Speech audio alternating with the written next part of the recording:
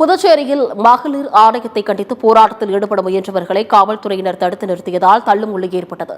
புதுச்சேரி அனைத்து பெண்கள் கூட்டமைப்பினர் ஜனநாயக மாதர் சங்க செயலாளர் அன்பரசி ஜூலியட் தலைமையில் இந்திரா காந்தி சிலை அருகே ஏராளமான பெண்கள் திரண்டனர். பின்னர் அங்கிருந்த மகளிர் ஆணையம் நோக்கி புறப்பட்டனர். பெண்களின் பிரச்சினைகளுக்கு தீர்வு காணாமல் உள்ள மகளிர் ஆணையம் செயல்பாடுகளை கண்டிக்கும் விதமாக கோஷம் எழுப்பியபடி மலர் வளையத்துடன் அவர்கள் சென்றனர்.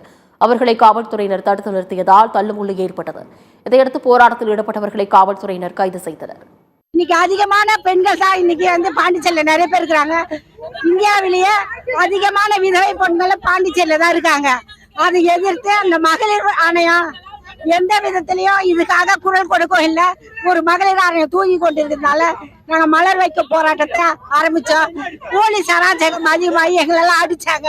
நாங்களுக்கு வேண்டியது என்ஆர் பிஜேபி அரசாங்கம் வேடிக்கை பார்த்துட்டு இருக்கு. இந்த மகளிர் ஆணையமும் வேடிக்கை பார்த்துட்டு இருக்குது.